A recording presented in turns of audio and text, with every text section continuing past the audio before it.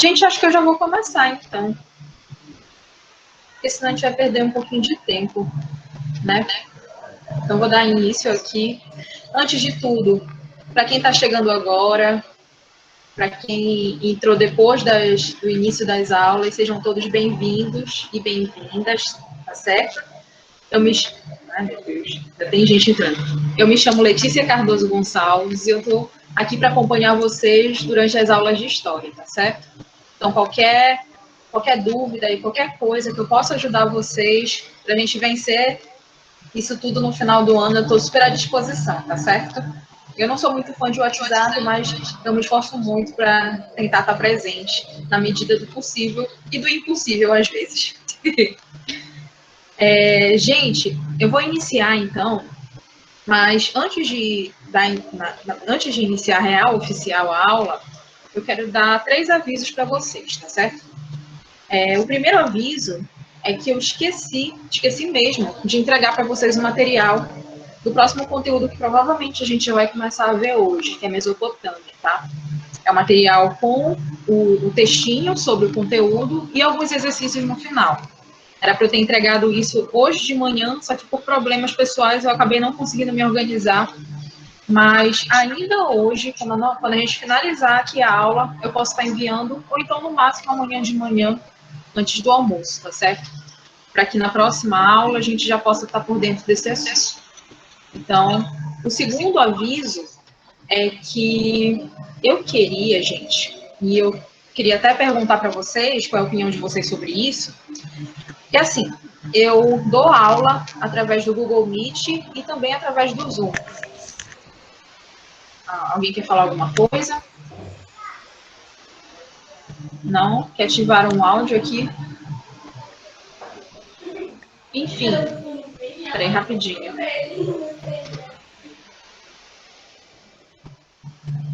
Tá. Então, gente, assim, eu dou aula pelo Google Meet e em outras instituições eu dou aula pelo Zoom. Eu, particularmente, eu me sinto mais confortável e eu gosto mais do Zoom para dar aula, porque eu consigo ver o rostinho de vocês. Por aqui, eu não consegui aprender ainda de jeito nenhum. Eu não sei nem se isso é possível. Então, eu conversei com o professor André sobre isso, sobre a possibilidade, nas nossas próximas aulas, eu usar o aplicativo do Zoom, tá? Que é tão parecido, é tão bom quanto o Google Meet e é tão simples de usar quanto o Google Meet, tá? A diferença para mim é que eu ia conseguir ver a cara de vocês quando eu pedisse para vocês ativarem a câmera, tá? E também durante a minha explicação, que eu me sinto mais confortável assim. E aí eu queria saber se tem algum problema para vocês que a partir da nossa próxima aula, no caso daqui a 2 semanas, que a gente possa fazer os nossos encontros pelo Zoom. E aí eu queria saber a opinião de vocês, se tem algum problema, se alguém tem alguma, sei lá, alguma reclamação em relação ao Zoom. Tudo bem, professor. Tudo certo? Tudo certo. Pro restante, Por gente. mim. Mas o restante da turma não tem voz? Tudo bem, sim. Beleza, gente. Então, Pode eu ser. vou... Não, peraí. Vocês preferem pelo Zoom também? Pois é, porque, não sei, eu acho que eu não estou acostumada pelo Google Meet também, e eu acho que isso acaba influenciando. Mas eu me sinto muito mais confortável pelo Zoom. Então, na próxima aula, a gente faz pelo Zoom. Qualquer dúvida, quem não souber fazer o cadastro ou não consiga fazer o login, eu posso mandar algumas orientações depois no grupo em relação a isso, para que ninguém saia prejudicado, tá certo? Então, eu tinha um terceiro aviso para dar para vocês, mas eu não estou conseguindo lembrar agora, gente. Era alguma coisa a ver com o material. Ah, lembrei. Eu queria saber se eu cheguei a terminar na última aula, no nosso último encontro, o conteúdo de civilização egípcia. Eu acho que sim, né? Sim, terminou, professor. Que? Terminou, sim. A gente concluiu a civilização egípcia, sim. Isso, então tá. Beleza. Então, eu vou dar início ao novo conteúdo, gente.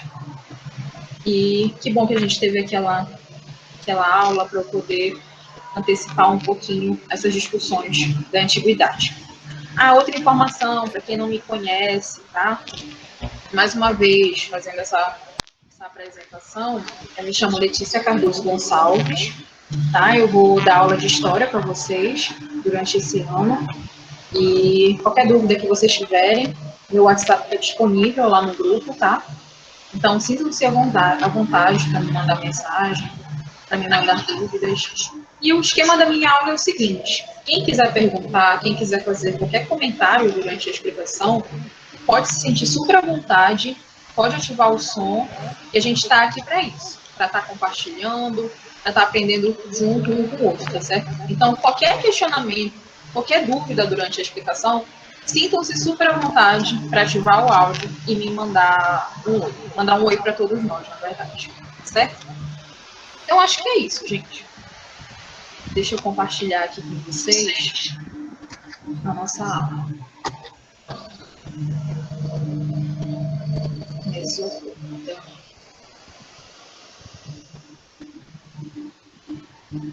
Só um minutinho.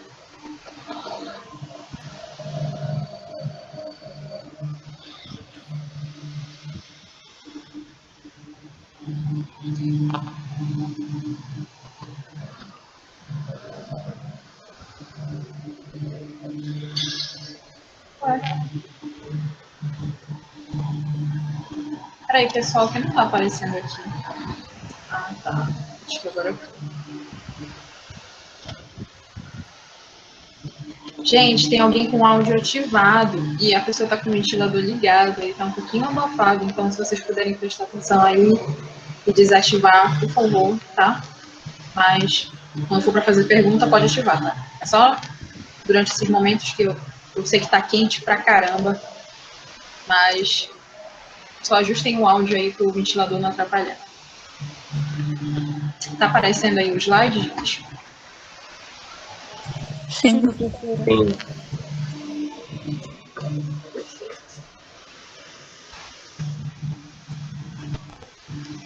É isso. Então, galera, na última aula nós finalizamos civilização egípcia. A civilização egípcia é uma das mais antigas da antiguidade, certo? É uma das civilizações que eu acredito que até quem não gosta de história, quem gosta, quem é professor, quem não é, conhece a civilização, conhece uma ou outra curiosidade, que é algo que chama muito a atenção devido à grandiosidade e à organização de toda aquela sociedade que existiu lá naquela região.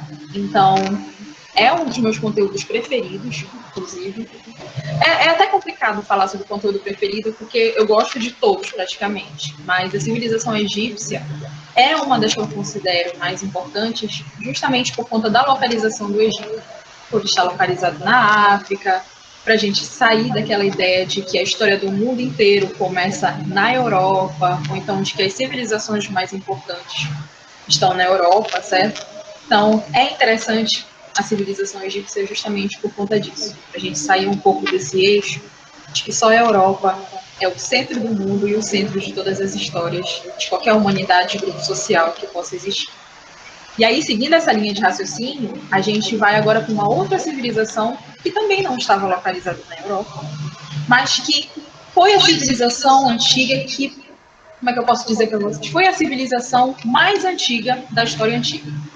É a civilização que a gente tem dados e informações que datam assim de períodos muito anteriores ao próprio Egito, inclusive, tá certo? Então a gente pode considerar desde já que a Mesopotâmia foi um espaço onde se desenvolveram as primeiras civilizações, com uma organização política específica, com uma religiosidade específica, tá certo? Com uma economia, enfim, tudo isso. Então, foi a primeira região, a região mais antiga onde se desenvolveram as primeiras civilizações do mundo inteiro, tá certo? E a Mesopotâmia, gente, ela tem muitas características em comum com a civilização egípcia.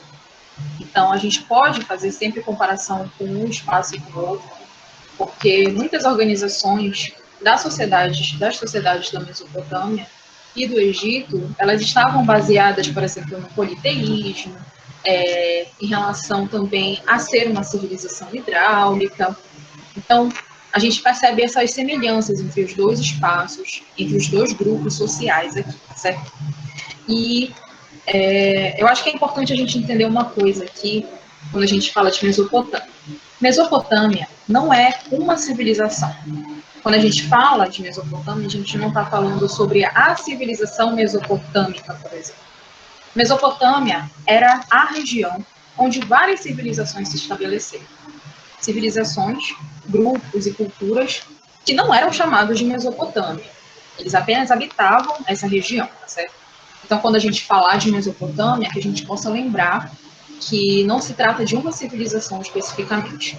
A gente está falando de diversidade também, grupos de pessoas, grupos sociais e políticos que se estabeleceram nesse território para poder construírem os seus modos de vida, tá? Então, são um conjunto de povos que habitaram essa região. Mas o que é a Mesopotâmia? Onde ela está localizada? E por que ela é tão importante para a gente compreender a história antiga? Só um momento, gente. Tem gente querendo entrar aqui. Só um minutinho, tá?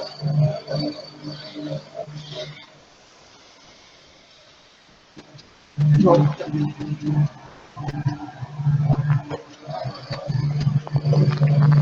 Tá. Então, o que é a Mesopotâmia? Onde ela estava localizada e qual foi a importância dela para a gente entender a antiguidade, a história antiga que a gente tanto bate na tecla e por que ela é importante também para a gente compreender a atualidade, tá certo? É sempre importante a gente fazer essas conexões. A Mesopotâmia é uma região que compreende ao atual Iraque, tá certo? Eu trouxe aqui um mapa para vocês e ela ficava localizada justamente aqui nessa parte onde está o círculo vermelho, entre o Irã, a Síria e a Arábia Saudita.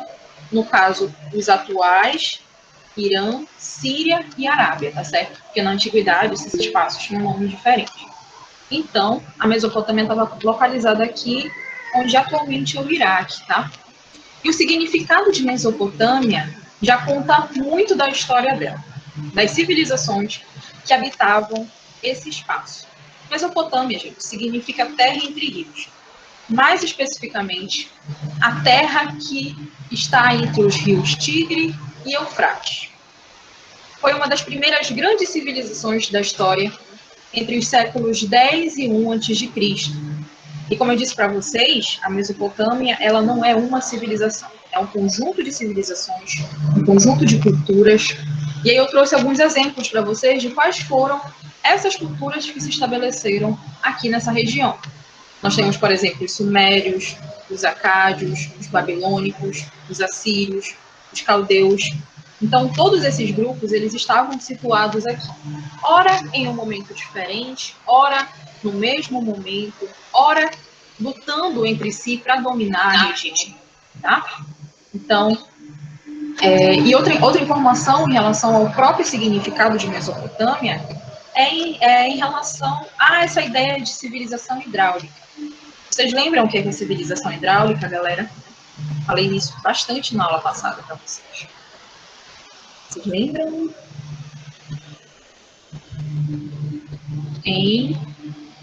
A civilização que depende da água para fazer suas atividades. Uma coisa assim. Exatamente. Isso aí. Qual é seu nome? Henrique. Henrique? Isso. Muito obrigada, Henrique, pela contribuição. É exatamente isso, tá? São civilizações que se desenvolvem, geralmente, em torno dos rios, em torno dos mares, e através desses espaços geográficos, desses espaços aquáticos, essas civilizações, elas se sustentam.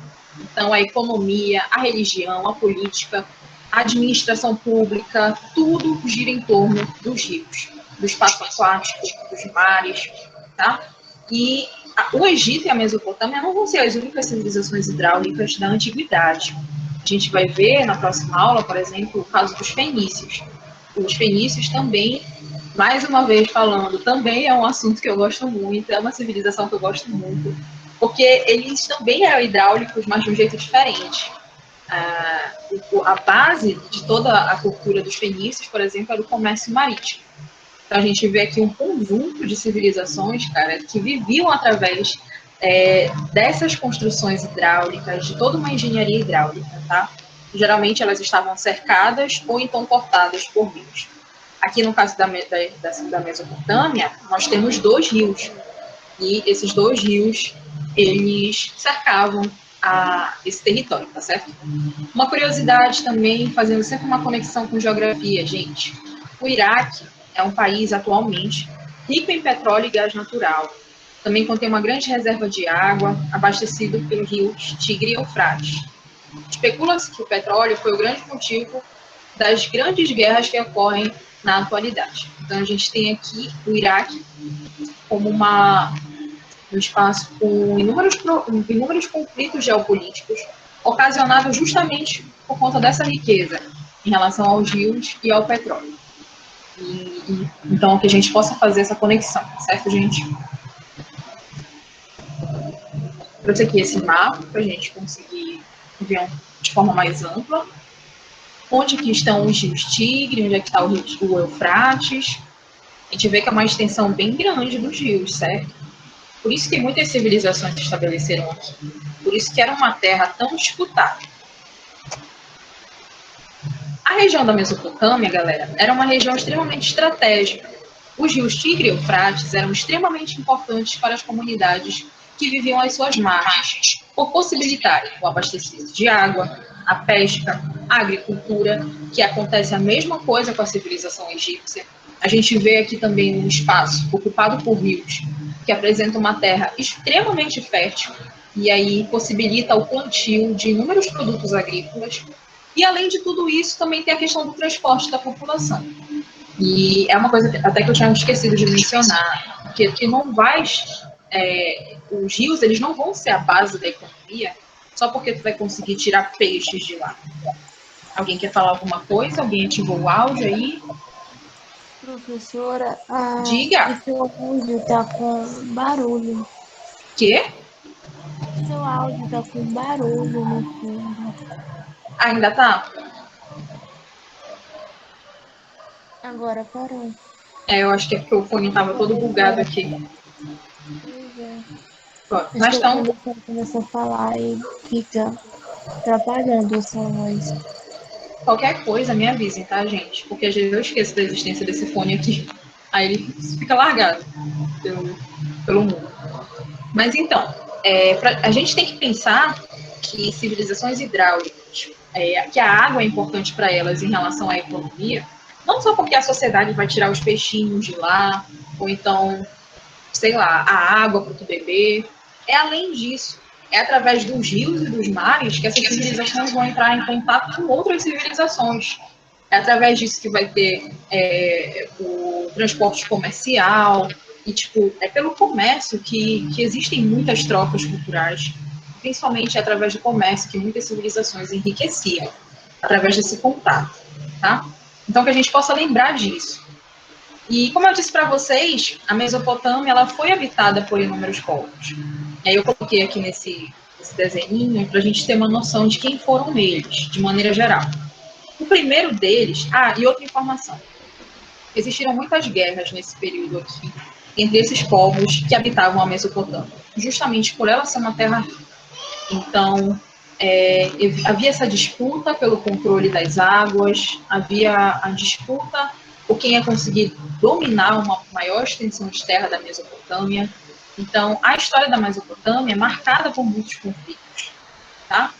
Então, a gente vai ter aqui, por exemplo, a primeira civilização vai ser a dos Sumérios.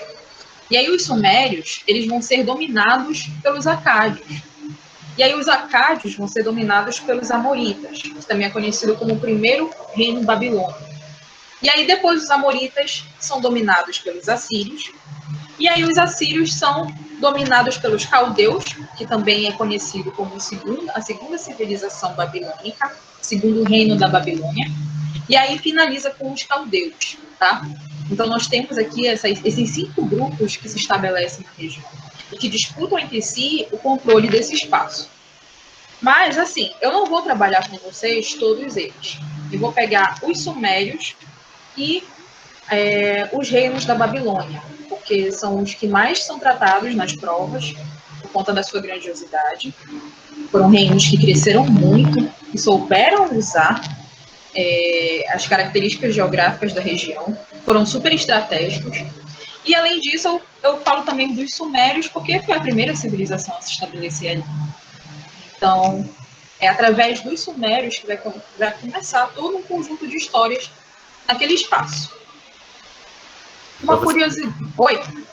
os... Voltam lá rapidinho, hein? Os amoritas, eles são os mesmos babilônios? Isso, você já vai entender por quê. Ah, É como se entendi. fosse uma continuidade, né? Ah, sim. É Tá como bom. se eles viessem no momento, aí se interrompesse por um período e depois retornam a dominar a região. Ok, entendi. Uma curiosidade, gente. Os sumérios criaram um tipo de escrita mais antigo até então conhecido. E o nome dessa escrita é escrita cuneiforme. A escrita cuneiforme, ela era feita com um instrumento pontiagudo de ferro ou de madeira chamado cunho. Era como se fosse um prego, mais ou menos, tá, gente? Aí eles batiam esse prego em pedras e através disso iam formando esses símbolos, tá? Muito do que se sabe hoje sobre a cultura antiga é graças à escrita cuneiforme dos sumérios. E a escrita deles, a escrita cuneiforme, ela era caracterizada por ser feita dessa maneira, como está aqui no slide. Era como se fosse vários símbolos em formato de triângulo. Eu não sei se essa frase faz sentido, mas eu acho que vocês entenderam.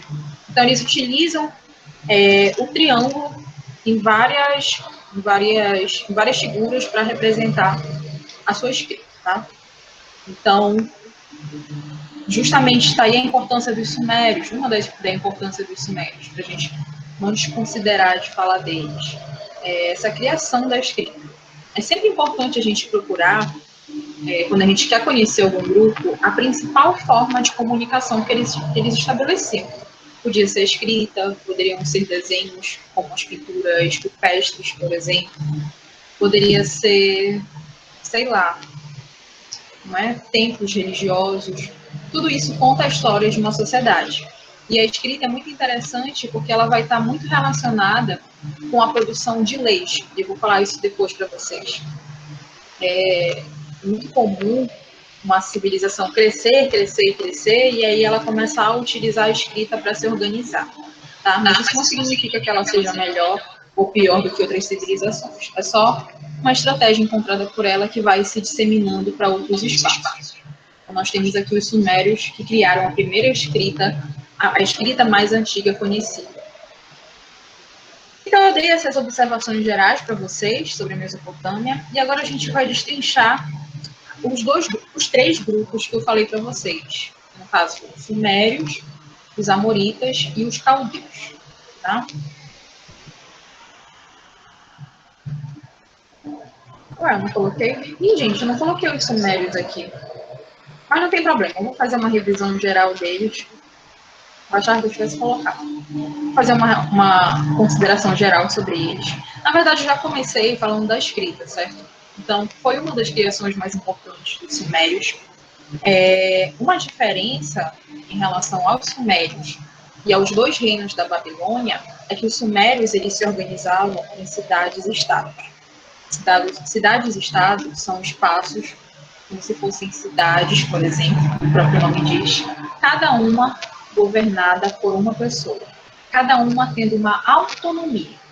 Autonomia significa que cada uma dessas regiões é controlada, cada uma por uma pessoa só.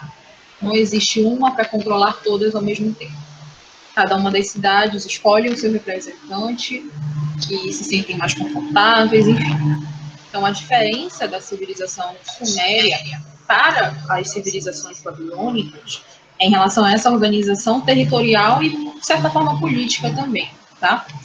Porque uma era em cidades-estados, e aí, através dos caldeus e dos amoritas, a gente vai ver aqui a organização em impérios. E aí uma só pessoa passa a governar todas as cidades-estados. Eu tenho um mapa para mostrar aqui para vocês, que é esse aqui, para a gente conseguir visualizar melhor. Essa aqui, gente, é a Mesopotâmia, essa região aqui, tá certo? Entre os rios Tigre e o Eufrates. Então, nós temos a primeira civilização, que é dos Sumérios, e eles começam por aqui, ó. Aqui onde está marcado de vermelho. E aí, depois, vem os Acádios, que dominam os Sumérios. E aí, eles pegam uma extensão maior de terra. E aí depois vem outro grupo que domina os acários. E assim sucessivamente. Então a gente vê que quanto mais um povo vai dominando, mais ele vai crescendo. Certo? Então, foi basicamente assim que se organizou todas as civilizações da Mesopotâmia, certo? Então começa por aqui, com os sumérios, e aí depois já se expandindo até chegar no segundo reino da Babilônia. Eu acho que em relação aos sumérios, gente, o principal é isso que a gente tem que saber, que eles eram organizados em cidades-estados, e cada cidade-estado tinha uma autonomia política, tinha o seu representante, e todas essas cidades-estados, elas compartilhavam a mesma cultura. Por isso que elas eram caracterizadas de serem iguais culturalmente, mas diferentes politicamente. Porque compartilhavam a mesma cultura, cultuavam os mesmos deuses, falavam o mesmo dialeto, mas cada uma delas com um governante específico, tá certo? E aí, isso já vai mudar com os amoritas e os caldeus, que também são chamados de impérios babilônicos. Aqui, a gente não vai ver uma civilização organizada em cidades-estados, e sim um império. Aqui, nos amoritas e nos caldeus, o território, o poder e a política... Gente, por favor, se vocês se perderem no meu raciocínio, se tiverem alguma dúvida, falem, sério. Porque às vezes fica um pouco de dúvida, por mais simples que possa parecer, às vezes fica uma dúvida em relação a essa diferença entre cidade-estado e império, tá? Qualquer coisa eu trago um desenho para vocês entenderem melhor isso. Mas aí o império, o que acontece? Esse poder, ele se centraliza. Não existe mais um governante para cada uma das cidades. É escolhida uma só pessoa para governar todas elas.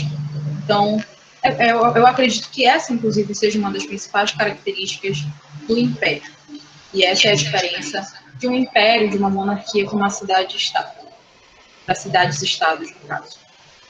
E eu acredito que em relação aos sumérios seja isso. Mas voltando a falar dos amoritas e dos caldeus. É a partir daqui que já começa essa organização em império, certo? E a gente vai ver também um povo que vai usar a escrita de uma maneira diferente. Não vão usar apenas para se comunicar ou então para contar suas histórias. Vai ser uma forma de ter controle, de exercer controle sobre a sociedade. Mas, para entender melhor como é que foi isso aqui. Começando pelos amoritas, ou o primeiro reino da Babilônia, gente. Os amoritas foram um povo que vieram da Península Arábica, especificamente do deserto do Saara, e eles invadiram as terras acadianas. Os acádios foram o povo que invadiu a terra dos sumérios, tá? Como eu falei para vocês, eu não estou vendo cada um dos povos da Mesopotâmia. Mas a gente pode entender aqui que os amoritas foram aqueles que dominaram os sumérios também, certo? Então, eles invadiram aquelas terras e passaram a ter controle e a dominar o povo que estava habitando ali. Eles vieram, olha, aqui, observem o mapa, daqui onde está essa estrelinha, e foram em direção à Mesopotâmia. Uma observação, gente, o que significa península? Eu não sei se vocês já viram isso em geografia. Eu sempre faço conexão com geografia, né? Só isso, gente. Vou tentar relacionar com mais áreas também. Mas o que significa península? Falando super grosseiramente aqui, só para a gente entender, e é interessante também, é que a península é como se fosse uma extensão da Terra em direção ao mar. É como se essa Terra viesse daqui e fosse crescendo, crescendo, crescendo. Então, isso aqui é uma península, tá? Então, os amoritas, eles vieram daqui da Península Arábica, de uma região extremamente desértica, e foram em direção ao Iraque. Os amoritas fundaram a cidade da Babilônia, e surge então o chamado Primeiro Império Babilônico. Então nós temos aqui uma civilização que funda uma cidade que cresce pra caramba, gente, e se torna um império. Foi um grandioso império, um dos maiores impérios da antiguidade. Foi um império que dominou muitas civilizações também. Inclusive, muitas civilizações que a gente, por exemplo, conhece da Bíblia. Não sei se vocês já tiveram a oportunidade de ler algum livro, não querendo relacionar com religião nem nada, mas é porque a Bíblia é a maior fonte histórica que a gente tem desse povo. Então, os babilônios, eles invadiram e dominaram inúmeras civilizações, inúmeros grupos que aparecem lá na Bíblia, lá no Antigo Testamento. Então, são muitas guerras, são muitas invasões por controle de terra, uma civilização maior do que a outra, crescendo mais do que a outra, um exército maior do que o outro. É muito interessante isso. Então, os amoritas fundaram esse reino, e o principal rei da Babilônia, desse primeiro reino da Babilônia, foi o Hammurabi. Ele conquistou e unificou a Mesopotâmia. O que significa unificar, gente? Lembrem-se, antes disso aqui, a gente estava falando de cidades e estados, cada uma governada por uma pessoa só. E aí chega o Hammurabi, vê aquele lugar super estratégico e pensa, não, eu preciso controlar toda essa região. Isso aqui é muito rico, eu preciso enriquecer através disso aqui. E eu quero ser o único a enriquecer nisso. Não vai ter mais ninguém para exercer poder comigo, não. E aí eu vou unificar e só eu vou comandar todo aquele espaço. Então foi isso que o Hammurabi fez. Ele unificou essas regiões da Mesopotâmia. O Hammurabi ele foi extremamente importante, gente, porque ele foi o autor do primeiro código escrito, o primeiro código de leis escrito que se conhece. Gente, isso aqui é muito importante, sério, porque a gente conhece muito. Uma outra fonte importante para a gente conhecer a história de inúmeras sociedades é através da lei. A forma como a gente escreve uma lei, gente, o que a gente considera certo e errado, o que é um crime ou não é, fala muito sobre a nossa sociedade. Fala muito de quem nós somos, do que a gente acredita. Então, através de uma lei, cara, a gente consegue muitas informações super ricas para conhecer a dinâmica de um grupo, de inúmeros indivíduos, de famílias, tá certo? Então, o Hammurabi ele vai criar esse primeiro código, que vai ter o nome do seu autor, que vai ser o Código Hammurabi. Eu acredito que algumas pessoas já tenham ouvido falar. Ele também é citado demais na Bíblia, e a gente já vai ver por quê. O Código Hammurabi foi escrito em uma estrutura de pedra negra e cilíndrica, com aproximadamente 2 metros de altura. Gente, vocês ainda estão aí? Tá tão silêncio, meu Deus do céu. Sim, sim. Às vezes eu fico me sentindo tão sozinha com vocês em silêncio. Qualquer coisa, falem um ok, professora, do nada, tá? Para eu lembrar que eu não estou só, por favor. Então tá, gente. Então nós temos aqui uma estrutura, como se fosse uma grande pedra de 2 metros de altura, toda coberta de escrita cuneiforme. E aí os arqueólogos, historiadores e antropólogos encontraram essa pedra, essa relíquia, e aí conseguiram traduzir o que estava escrito aí. E através da tradução descobriram que era um conjunto de leis. As leis da sociedade, daquela sociedade, que era o primeiro reino da Babilônia.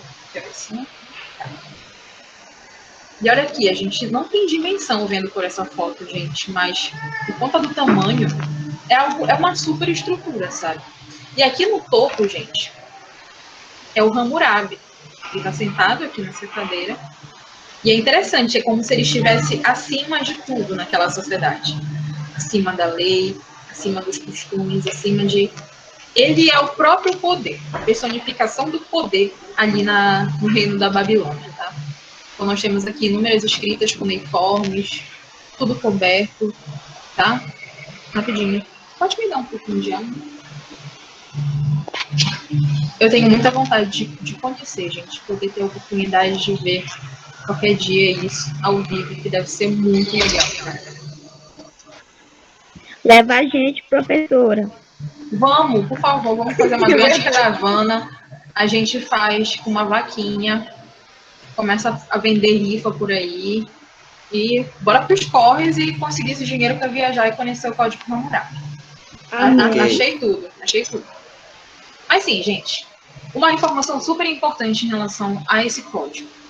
Ele tinha o objetivo assim, um dos principais objetivos do código era exercer controle sobre a sociedade. Licença rapidinho.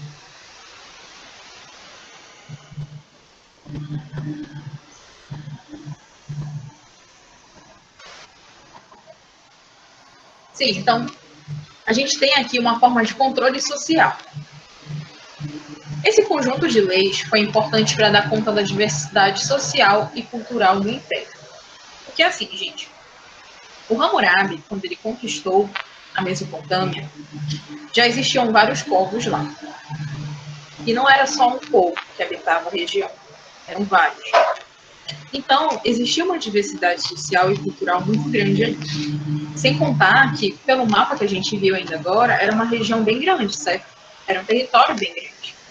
Então, ele criou o código, um dos objetivos, um dos principais objetivos do Hammurabi em criar esse código era justamente ter o controle dessa diversidade.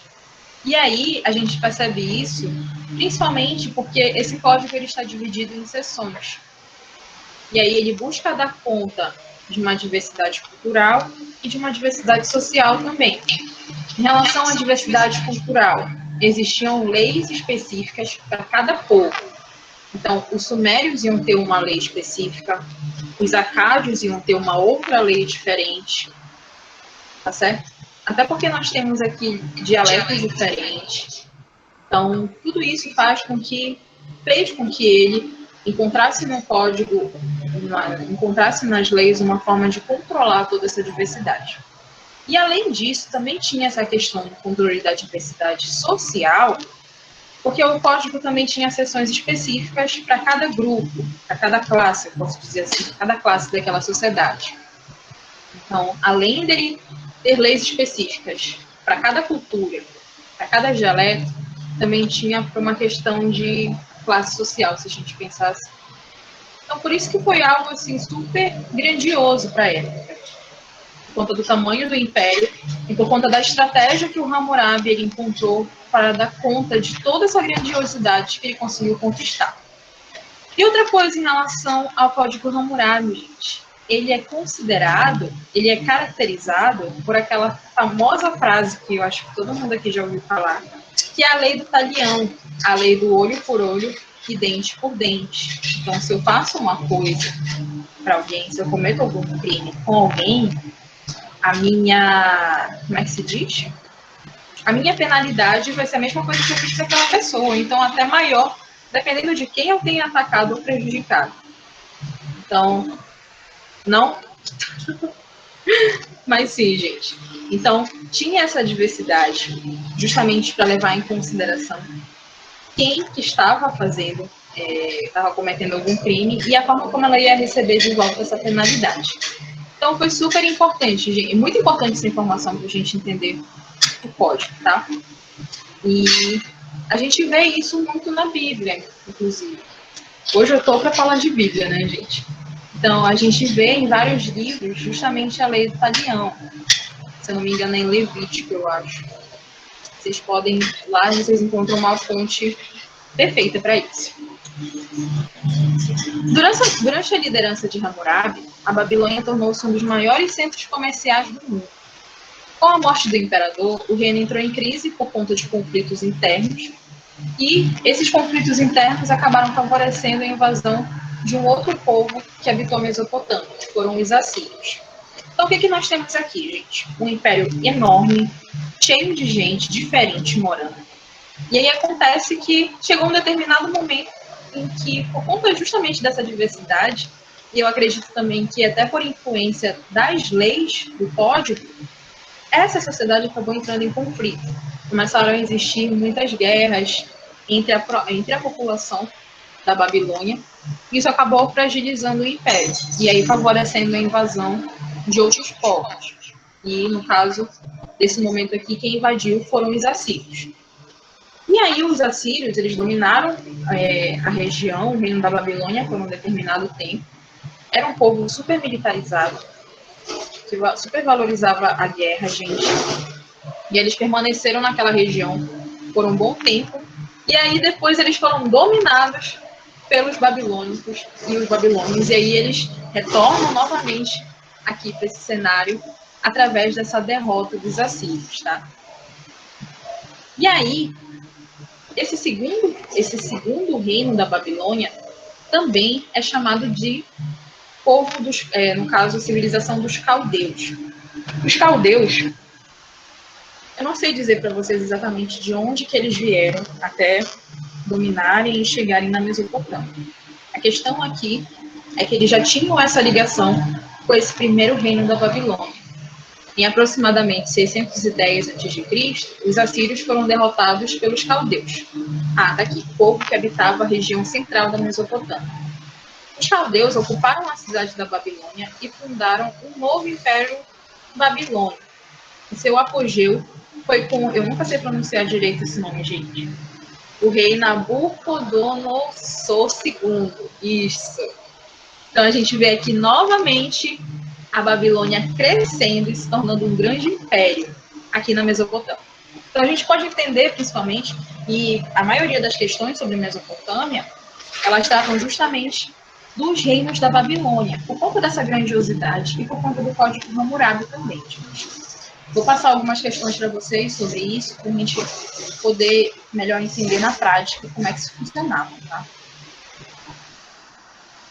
O segundo reinado da Babilônia foi também extremamente grandioso, como eu disse para vocês, e ele é muito caracterizado pelas obras públicas que eram feitas aqui, como os jardins suspensos, as muralhas, os templos e os palácios.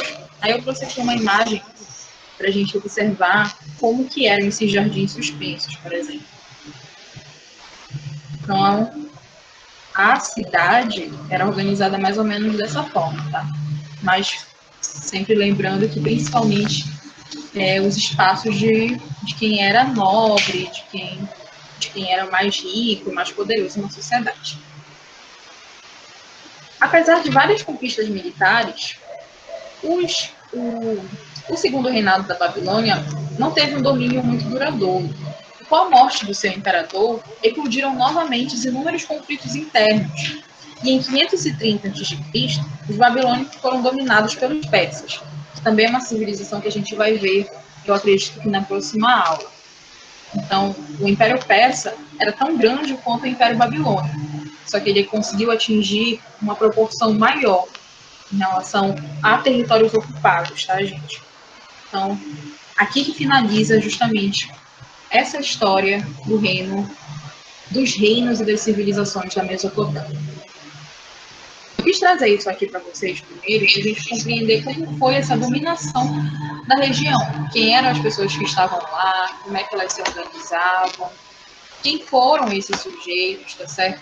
De onde que eles vieram, e principalmente que essa ocupação se deu através de inúmeras guerras, de inúmeros conflitos, e que justamente desses grupos surgiu uma importante forma de controle, que foi o Código Hammurabi. Então, e também eu achei importante trazer isso para a gente entender essa diversidade de povos que habitou a região.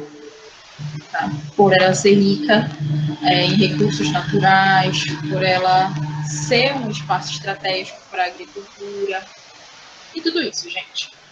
Essa primeira parte aqui foi entendida? Deu para entender? Como eu disse para vocês, eu trouxe só algumas daquelas 5 civilizações. Eu acredito que essas 3 sejam as mais importantes para a gente ter uma visão geral assim, de como foi essa história política, principalmente, da Mesopotâmia. Agora eu quero tratar com vocês alguns aspectos assim, que estão em comum entre esses 5 grupos que habitaram a região. No caso, por exemplo, em relação à organização social, à organização da economia e sobre a religiosidade deles. Apesar das diferenças existentes entre cada uma das civilizações da Mesopotâmia, podemos dizer que havia algumas características incomuns entre elas. Aí eu vou tratar aqui primeiro em relação à organização social. As sociedades aqui da Mesopotâmia, elas eram divididas em classes de acordo com o poder que a pessoa tinha em seu meio. Aí nós tínhamos aqui, no topo vamos visualizar aqui uma pirâmide, tá? Para a gente poder conseguir entender melhor. Nós tínhamos aqui no topo os sacerdotes, os aristocratas, os militares e os comerciantes. Eles estavam no topo da pirâmide porque eram as pessoas que tinham mais prestígio na sociedade. Eram as pessoas que tinham mais poder. E, além disso, eram aqueles que controlavam os tributos, que no caso eram os impostos da população. Abaixo dessas pessoas, também tinham alguns comerciantes, que a gente pode entender aqui que existiam dois tipos de comerciantes, dependendo também da ligação que tu tinha com os sacerdotes, os aristocratas, tá? Aí nós tínhamos um outro grupo de comerciantes, arquitetos e aqueles que prestavam serviços aos palácios. Eles estavam aqui no meio dessa pirâmide, tá? E na base dessa imagem, dessa pirâmide, nós tínhamos os artesãos, os camponeses e os escravos. Uma curiosidade, uma observação. Os escravos eram a minoria na Mesopotâmia, tá, gente? E é importante a gente entender que a escravidão, nesse momento, é completamente diferente da escravidão que a gente vai ver, por exemplo, através aquele sistema escravocrata que inicia com as grandes navegações. Por exemplo, a escravidão que aconteceu aqui no Brasil, com indígenas e com afrodescendentes. É totalmente diferente porque eu acho que dá para falar sobre isso com vocês agora, por dois motivos. Primeiro, os escravos, aqui na antiguidade, eles não eram a base da economia. Era importante as pessoas terem escravos, mas a economia não funcionava só através dos escravos. Tá? Existiam comerciantes, existiam artesãos que faziam com que aquela economia girasse tanto quanto a presença de uma mão de obra escrava não. Então, não era a principal coisa daquela economia. Diferente do que aconteceu aqui no Brasil, por exemplo. Aqui no Brasil, os escravos indígenas e afrodescendentes, eles eram a base da economia. Eram as pessoas que faziam com que as coisas, com que os produtos fossem plantados, com que os produtos fossem vendidos, certo? Então, essa é uma das principais diferenças. A segunda diferença é que aqui na antiguidade, uma pessoa, ela não era considerada escrava por conta só de sua etnia, ou então por conta da sua cor, por exemplo. E isso vai ser diferente no período colonial que aconteceu aqui no Brasil. O ser escravo era também considerar, por exemplo, indígenas e africanos como inferiores.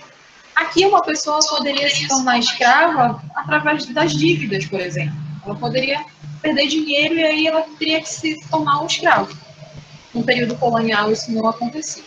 Eram diferenças raciais. De tu olhar para um indígena e considerar ele inferior por conta da cor dele. E é isso que vai se perpetuar, por exemplo, até hoje, apesar de não existir mais escravidão. Então, às vezes, a gente até se questiona, eu já vi alguns questionamentos sobre isso, falando, mas sempre existiu escravidão. O sistema escravista sempre existiu. Então, por que que tem toda essa coisa com os negros atualmente, com os indígenas? Porque no período colonial, o que te tornava escravo era ser, no caso, não branco, não europeu. E isso não acontecia aqui, gente. Existiam outros fatores envolvidos. Então, que a gente possa lembrar disso quando a gente for pensar nessas diferenças em relação ao ser escravo na antiguidade e ao ser escravo na modernidade, na época moderna, tá? Eu não poderia deixar de falar isso de jeito nenhum. Então tá, gente. Voltando aqui para não perder o raciocínio.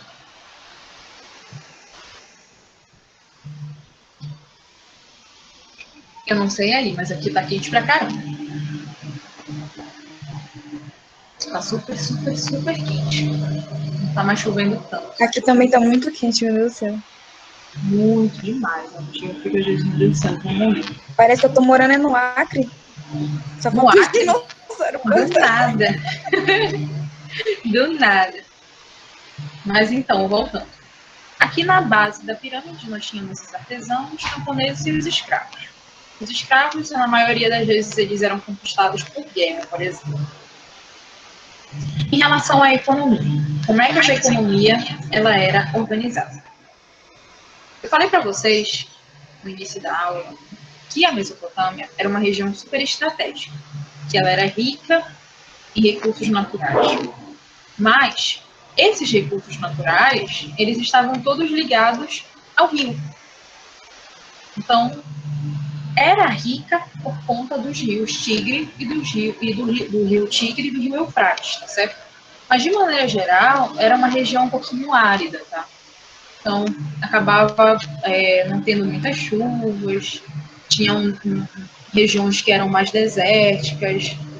Então, isso tudo poderia fazer com que aquelas sociedades acabassem não conseguindo desenvolver a agricultura, por exemplo. Só que aí, apesar de todas essas características, apesar de ser quente, árido e desértico, nós tínhamos esses dois rios. Aí a gente vê, inclusive, uma semelhança com o Egito. Só que aqui eram dois rios, não era só um, tá? Apesar de que o Nilo era bem grande também. Mas foi o suficiente para eles desenvolverem também uma agricultura através das terras férteis daqueles rios. Fazendo uma revisão, um link com a civilização egípcia. Como é que o rio Nilo ele funcionava? No período das cheias, ele era importante para a navegação, para o comércio. E aí, no período das secas, o solo ficava que nem uma lama. E aí ele ficava extremamente fértil. E era o momento em que era realizada a agricultura. Tá? Nós tínhamos esses dois períodos no ano. O momento de cheia e da vazante. Isso também acontecia aqui nos rios Tigre e Eufrates. Não na mesma proporção que no rio Nilo, mas existe essa comparação, existe essa proximidade entre os dois casos. E aí, ele era importante, os rios eram importantes para a navegação e também para a agricultura, que é o que eu estava falando aqui em relação a isso, né, que a agricultura ela é a base da economia daquelas sociedades, por conta dos solos serem ricos e extremamente férteis. Um ponto importante é que uma boa parte desses produtos era utilizado como pagamento de impostos aos templos e palácios reais. Então, a sociedade, principalmente. Cadê? Essa parte aqui, a base da pirâmide, a base daquela sociedade. As pessoas elas tinham que pagar muitos impostos. E esses impostos eles eram pagos com os produtos que eles tinham. E principalmente com os produtos que eles cultivavam nas terras dos rios. O comércio era também extremamente estratégico e importante para aquela sociedade. Ocorria que não só um intercâmbio de comércio, ou seja, uma conexão entre outras civilizações e culturas através do comércio, mas era importante também para que ocorressem trocas culturais. Então, a gente tem uma civilização na Mesopotâmia que consegue encontrar outro povo e outro território em uma outra região completamente distante, graças a esses rios. E isso é importante para esse contato. Isso faz com que as culturas elas se transformem, com que as pessoas elas se transformem, com que as suas línguas se transformem. Então a gente vê aqui que é algo dinâmico, é algo extremamente que está em constante transformação. E isso tudo é feito, um dos motivos, por conta do comércio, por conta do comércio marítimo, principalmente. E agora, sobre a religião, assim como os egípcios, as civilizações da Mesopotâmia também eram politeístas, se acreditavam em vários deuses. E assim como no Egito também, toda a sociedade girava em torno da religião, ou seja, acreditava-se que esses deuses poderiam interferir de maneira positiva ou negativa no cotidiano das pessoas. Então, tudo que tu fazia, tu estavas sempre pensando em um Deus específico, que ele iria te retribuir dependendo do cuidado que tu ia ter com o solo, dependendo da relação que tu ia ter com a natureza. Então, é importante tu cuidar, pensando justamente nos deuses. A diferença aqui em relação ao Egito é que, ao contrário do Egito, o governante máximo da sociedade, ele não era o governante também, não era considerado um deus, ele não tinha o status de deus, assim como, por exemplo, acontecia com o faraó. Aqui tem essa separação, essa diferença em relação à civilização egípcia. E aqui, gente, também existiam pirâmides. Só que as pirâmides aqui na Mesopotâmia, elas eram de uma arquitetura diferente das pirâmides do Egito. Primeiro que o nome das pirâmides daqui eram os zigurates, uma espécie de templo de grande estrutura que representava, isso aqui é interessante, a conexão entre uma divindade com a sociedade. As cidades poderiam ter vários zigurates, já que a religião ela era politeísta. Mais uma vez, essa relação com o Egito. Então, nós temos aqui um espaço que vai fazer uma conexão entre o mundo dos deuses e a sociedade que vivia, posso dizer, na Terra. Tá? Então, era essa conexão. Uma ponte entre esses dois mundos, eu acho que eu posso dizer assim, gente. Então, uma coisa que eu não sei se eu falei para vocês na aula de Egito, mas a pirâmide era um grande complexo arquitetônico, tá? Não era só uma pirâmide que ficava lá. Tinha toda uma estrutura em torno, por exemplo, com inúmeros compartimentos, tinha a pirâmide, logo atrás tinha um templo, tinham várias muralhas que cercavam as pirâmides. Então, é um grande complexo arquitetônico que, como eu disse para vocês, as pirâmides elas não se relacionam só com a religião. É o lugar também onde vão ser enterrados as autoridades políticas. É um lugar que vai ser, por exemplo, onde os deuses vão receber as suas oferendas, certo? Então, não é uma coisa só da religião, também tem política aqui no meio. E também é uma forma de muitos governantes demonstrarem o quanto são poderosos. Então, por isso que elas são grandes, por isso que elas têm essa estrutura tão grande, gente. Então, que a gente possa lembrar que não é só uma pirâmide. Tem toda uma estrutura por trás, tem todo um complexo arquitetônico por trás. Tá certo? E a gente finaliza aqui a Mesopotâmia, galera. Vou ficar devendo esse material para vocês. Eu acredito que eu posso estar mandando hoje ou amanhã. Vocês têm algum comentário, alguma dúvida sobre a aula de hoje? Alguma contribuição? Não. Vocês estão acordados? Vocês tomaram o açaí de vocês? Agorinha. Muito bem. Nunca mais que açaí é Christian. Arrasaram. Lamentável, de verdade. Gente, muito obrigada pela atenção de vocês. Eu queria muito dar uma aula presencial para vocês um dia. A gente se ver assim pessoalmente. Quem sabe, né? Em algum momento desse ano. Mas eu agradeço demais a presença de vocês estarem aqui até 10 horas da noite me escutando, tá certo? Eu queria fazer uma correção do exercício com vocês. Vocês fizeram os exercícios que eu deixei? Civilização egípcia? Sim. Fizeram? Pois é, eu queria corrigir com vocês algumas dessas questões, mas não vai dar tempo hoje. Eu acho que era isso que eu ia falar no início da aula também. Que eu quero corrigir com vocês com calma essas questões, para que a gente possa discutir elas, destrinchar assim, com cuidado, para ver como é que elas caem no Enem. Então, eu acho que na próxima aula eu vou reservar um tempinho para a gente fazer a correção dessas questões, discutir as dúvidas.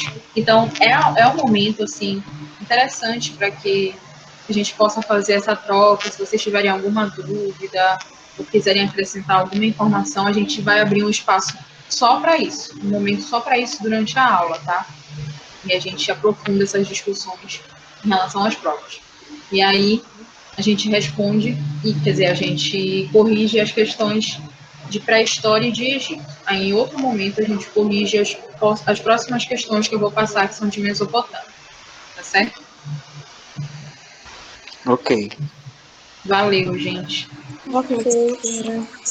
Muito obrigada. Espera aí rapidinho, gente. Eu queria... Não saiam ainda. Vocês poderiam bater um print aí da tela para mim, por favor, porque eu não sei bater daqui, porque aparece só um pouquinho a cara de vocês. Eu queria, se fosse possível, se vocês se sentirem confortáveis, de ativar a câmera para a gente bater uma foto agora, para eu postar lá no Instagram. Bora. Aê, arrasou. Lindos, perfeitos. Deixa eu ver se eu consigo trazer para cá. Vocês sabem bater print aí da tela? Sim. Então, bora lá. Alguém bate aí. Já bateu? Eu nem parei para dar um sorriso. Batam aí, por favor. Mandem lá no grupo, tá, gente? Muito obrigada pela atenção. E até a próxima, tá? Se cuidem. E usem máscara, por favor. Tchau. Tchau. Tchau. Boa noite.